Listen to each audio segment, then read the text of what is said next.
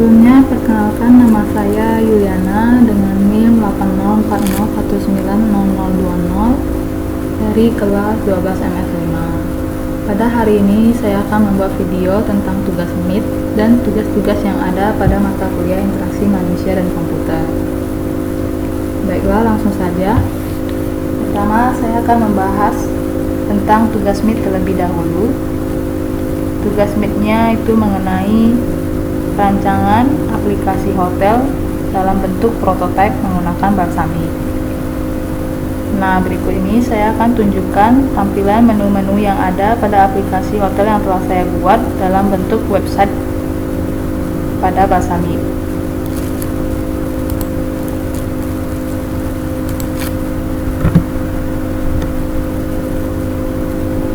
Jadi ini adalah tampilan awal saat kita mengakses link Hotel ini. Di sini muncul sebuah kotak yang berisi menu login. Jadi di sini ada username dan ada password. Di sini kita diminta untuk melakukan input agar dapat login ke dalam aplikasi Hotel ini. Kita isi terlebih dahulu username-nya, kemudian passwordnya, dan kemudian setelah selesai kita pilih login. Di sini adalah tampilan utama atau dashboard ketika kita selesai melakukan login. Jadi pada menu dashboard ini ditunjukkan informasi tentang total kamar, informasi tentang kamar yang tersedia, dan informasi tentang kamar yang terpakai.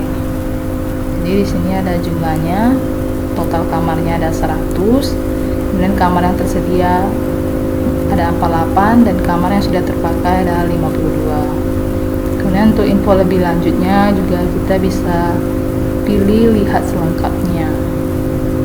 Baiklah, selanjutnya itu adalah menu tamu. Di sini pada menu tamu ini itu ditampilkan laporan buku tamu yang berisi nama tamu, jenis kelamin, warga negara, nomor HP, dan email. Di sini ditunjukkan siapa-siapa saja tamunya, atau bisa dikatakan itu adalah informasi singkat dari tamu-tamu yang ada pada Hotel ini. Kemudian kita juga dapat melakukan tambah tamu baru dengan mengklik tombol tambah tamu baru. Nah, di sini akan muncul sebuah kotak yang berisi nama tamu, jenis kelamin, warga negara, nomor HP, dan email. Di sini kita diminta untuk menginput nama tamunya, kemudian memilih jenis kelaminnya, kemudian input warga negaranya, nomor HP, dan email. Kemudian setelah selesai kita pilih tambah tamu. Atau juga jika ingin membatalkan penginputan tambah tamu baru juga bisa mengklik batal. Kita coba tambah tamu. Jadi nanti akan muncul atau diproses secara otomatis ke dalam buku tamu ini. Baiklah, selanjutnya itu adalah menu kamar. Jadi di sini pada menu kamar ini ditunjukkan tipe-tipe kamar yang ada atau yang disediakan pada Hotel ini. Jadi ada 3 tipe, yaitu standard room, suite room, dan deluxe room. Untuk informasi lebih lengkapnya kita bisa klik pada tulisan link ini, tulisan lihat selengkapnya, kita pilih. Jadi ini adalah info kamar tentang standard room. Sini tampilkan kamar yang tersisa ada berapa, kemudian harganya berapa, kisaran harganya, kemudian luasnya, dan fasilitas yang disediakan. Kemudian untuk melihat tipe info tipe kamar yang lain, kita bisa pilih kembali, lalu kita pilih lihat selengkapnya yang suite room. Nah, ini ditampilkan juga kamar yang tersisa, harga, luasnya, dan fasilitasnya. Suite room ini merupakan tipe kamar yang paling mahal karena dari segi fasilitas dan luasnya juga yang paling banyak dan paling besar. Kemudian untuk selanjutnya kita juga bisa lihat yang dalam room. Nah, baiklah, selanjutnya kita melanjutkan ke menu check-in. Menu check-in di sini itu berisi data check-in yang terdapat kode check-in, nama, nomor kamar, tipe kamar, tarif kamar per malam, dan tanggal check-in. Di sini kita diminta untuk menginput kode check-in, namanya, nomor kamarnya, tipe kamarnya apa, tarif kamar per malamnya berapa, dan tanggal check-innya kapan. Setelah semuanya selesai input, kita pilih update. Kemudian selanjutnya ke menu checkout. Pada menu ini ditampilkan data checkout yang berisi kode checkout, nama, nomor kamar, tipe kamar, tanggal checkout, lama inap, dan total harga. Di sini kita diminta untuk menginput kode checkoutnya, namanya, nomor kamar, tipe kamar, tanggal checkoutnya, dan lama inap, beserta total harga. Nah, setelah semuanya kita selesai input, kita pilih update. Baiklah, selanjutnya yaitu menu laporan check-in. Ini terdapat laporan data check-in yang terdiri dari kode check-in, nama, nomor kamar, tipe kamar, tarif kamar per malam, dan tanggal check-in. Di sini pada laporan ini itu menampilkan hasil dari menu check-in yang sebelumnya kita input. Jadi dia akan otomatis diproses ke dalam laporan data check-in ini. Nah, ditampilkan siapa-siapa saja tamunya, kapan tanggal check-innya, nomor kamar yang disewanya, tipenya apa, dan tarifnya berapa. Dan juga dapat melakukan cari laporan itu sesuai bulannya. Di sini saya pilih bulan Mei. Jadi dia akan diurutkan berdasarkan bulannya, bulan Mei-nya. Kemudian jika ingin melakukan cetak laporan, kita juga bisa memilih tombol cetak. Baiklah, selanjutnya menuju menu laporan checkout. Nah, di sini hampir sama juga ya dengan laporan data check-in. Dia ada kode checkout, nama, nomor kamar, tipe kamar, tanggal checkout, lama inap, dan total harga. Jadi di sini itu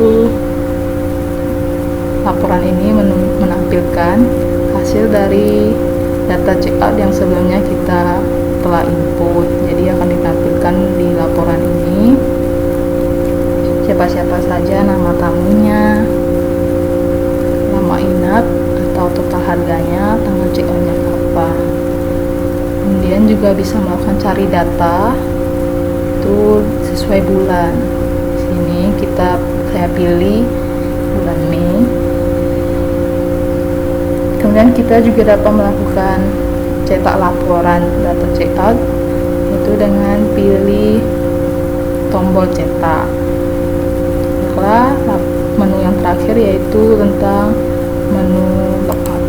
Jadi setelah kita logout itu akan kembali ke tampilan awal atau menu login. Jadi dia akan kembali ke menu paling awal. Baiklah, inilah hasil prototipe aplikasi hotel yang telah saya buat. Selanjutnya saya akan membahas tentang tugas-tugas yang ada pada mata kuliah interaksi manusia dan komputer. Tugas pertama yang akan saya bahas itu tentang prototipe website Unama.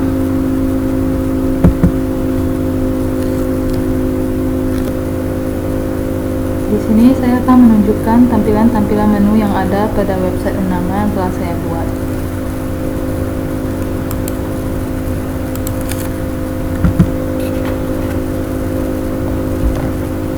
Ini adalah tampilan awal ketika kita mengakses link Unama.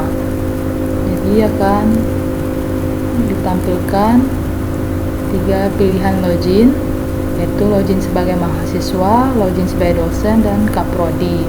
Di sini saya buat menu login untuk mahasiswa.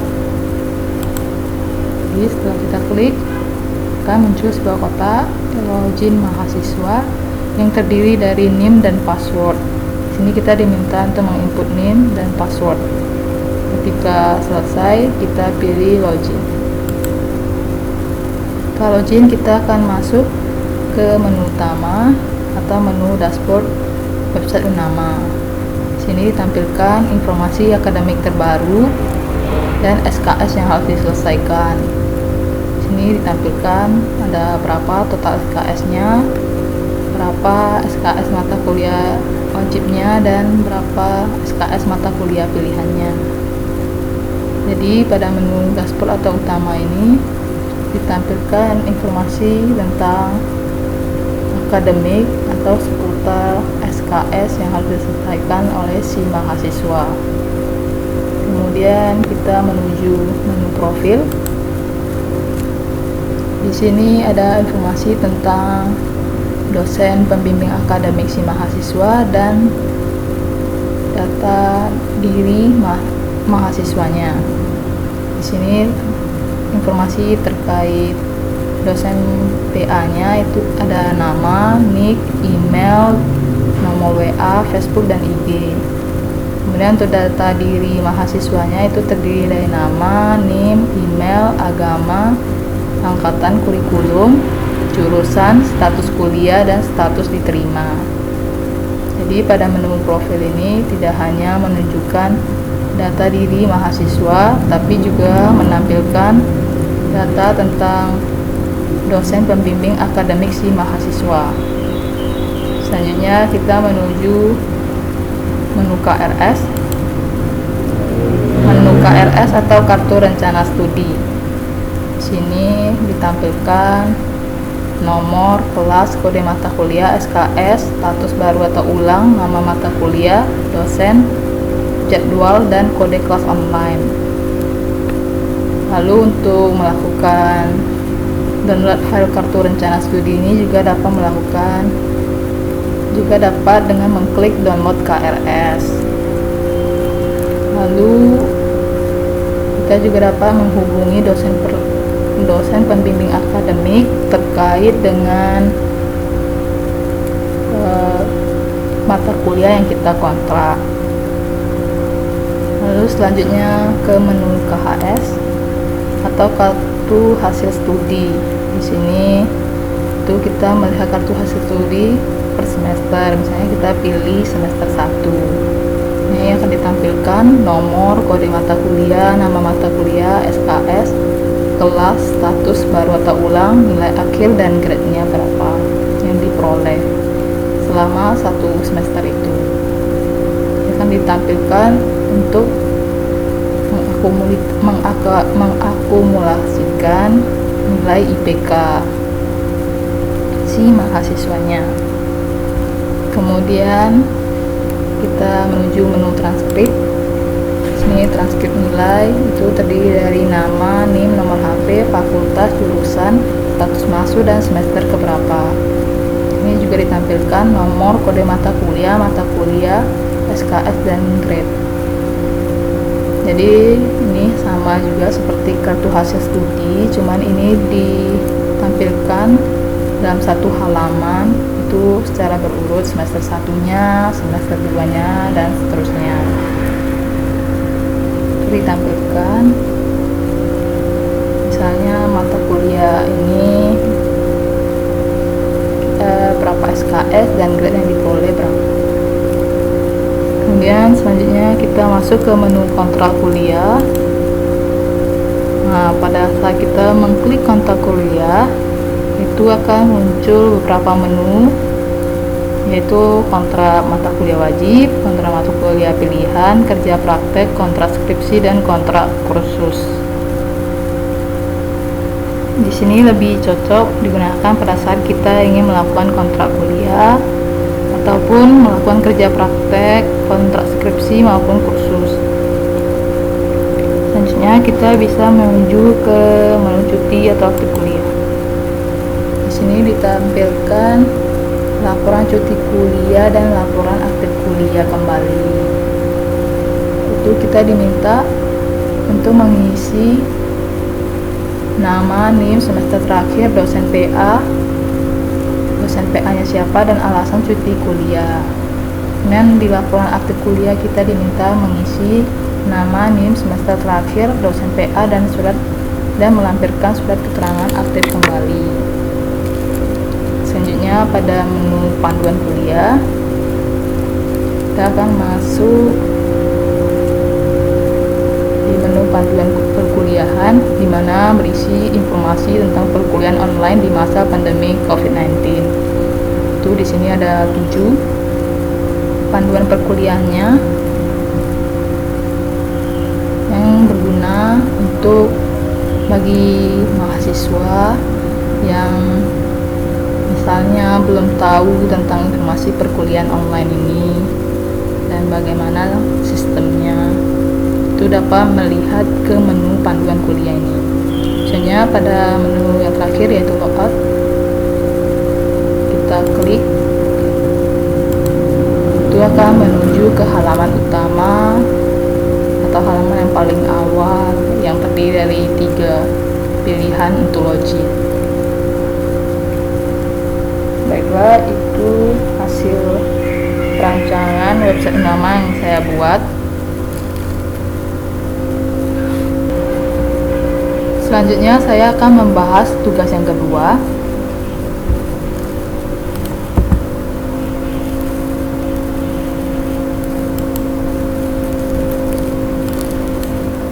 Tugas yang kedua yaitu tentang, pertama, kesimpulan saya mengenai apa itu native app, mobile web app, dan hybrid app. Jadi menurut saya, native app adalah aplikasi mobile yang dibuat menggunakan bahasa pemrograman tertentu, misalnya aplikasi Android yang ditulis menggunakan Java dan aplikasi iOS yang ditulis menggunakan Objective-C atau pemrograman Swift. Selain itu, aplikasi mobile ini hanya dikembangkan untuk perangkat atau platform tertentu saja. Lalu, mobile web app adalah website dengan tingkat interaksi yang mirip dengan aplikasi mobile. Tipe aplikasi ini dapat dijalankan melalui berbagai macam browser.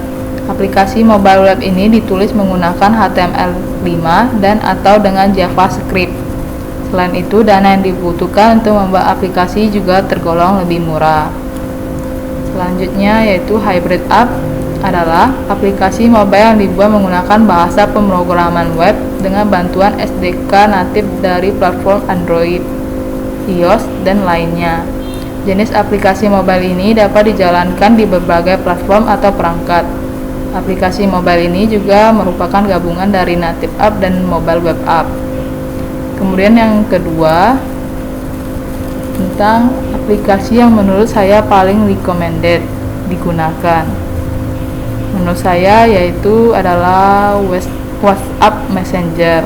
Alasannya karena seperti yang kita ketahui, WhatsApp Messenger atau yang dikenal dengan WA ini adalah aplikasi yang memudahkan kita dalam melakukan chat, panggilan berupa video maupun audio, kirim gambar, dokumen, link, audio, maupun video dengan durasi pendek, serta lain-lain. Oleh karena itu, menurut saya aplikasi ini sangat saya sarankan untuk digunakan karena selain penyimpanan datanya yang tidak besar atau masih dalam hitungan MB, dan data mobile yang digunakan pun tidak banyak. Aplikasi ini sudah bisa membantu kita dalam berkomunikasi dengan siapa saja, di mana saja, dan kapan saja dengan cepat tanpa terbatas.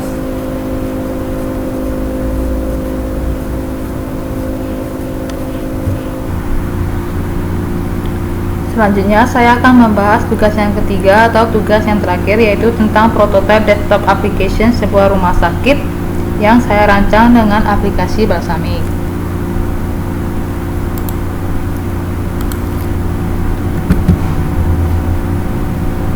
Berikut ini adalah tampilan awal ketika kita membuka desktop application rumah sakit. Di sini tertulis welcome, lalu masuk sesuai kebutuhan. Ada dua icon pilihan, yaitu masuk sebagai admin atau masuk sebagai pengunjung. Lalu di sini di bawahnya juga ada tombol exit yang digunakan untuk keluar dari desktop application ini. Kita coba icon masuk sebagai admin, kita login. Nah, setelah kita masuk, kita diarahkan ke sebuah form login di mana terdapat username dan password. Di sini kita diminta untuk menginput username dan password. Lalu apabila semisal kita lupa dengan password, kita juga dapat mengklik tulisan di bawah ini, lupa password, klik di sini. Lalu di sini ada tombol login now dan exit. Exit digunakan untuk kembali ke menu awal yang menu welcome, dan login now untuk melanjutkan ke menu selanjutnya. Nah, di sini setelah kita pilih login now, itu akan masuk ke menu kios informasi. Di sini ada menu-menu kayak file, jadwal dokter, dana lokasi, harga, biaya rawat inap, about us, dan health. Lalu kita pilih file dokter. Nah, di sini akan muncul menu data-data dokter. Di sini juga ada tombol refresh, back, lalu ada tabel yang berisi nomor, spesialis, dan nama dokter. Lalu di sini kita juga dapat melakukan cari data, misalnya seperti gini, pilihan kita isi dengan jantung, kita cari spesialis sesuai dengan jantung, dan carinya misalnya yang huruf dengan ada huruf A-nya. Jadi kayak ini nanti akan tampil jantung, ada A-nya. Lalu di sini juga ada icon untuk tambah data dokter atau edit data dokter ataupun untuk menghapus data dokter. Kita coba dulu, misalnya untuk menghapus kita pilih, lalu kita pilih menu hapus ini, ikonnya, lalu akan muncul pesan pemberitahuan, yaitu apakah data dengan nomor 48 ingin dihapus. Jika iya, kita pilih yes, dan jika tidak, kita pilih no. Kalau no, kita kembali ke menu daftar dokter ini.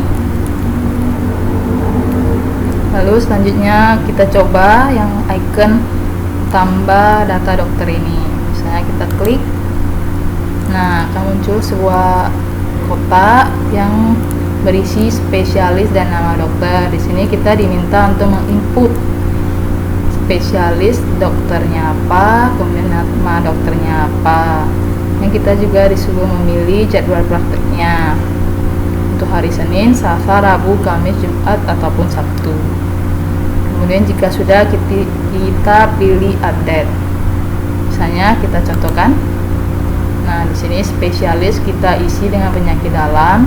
Dan nama dokternya misalnya Dr. Elviani, SPPD Finasim. Untuk jadwal praktiknya kita checklist yang hari Kamis. Lalu kita pilih update. Ya kan muncul di data-data dokter. Nah, di sini fungsinya refresh adalah untuk memunculkan data yang sebelumnya kita input tadi. Nah, akan muncul di sini di nomor 31 penyakit dalam, nama dokternya. Itulah hasil rancangan desktop application yang saya buat. Sekian video dari saya. Terima kasih.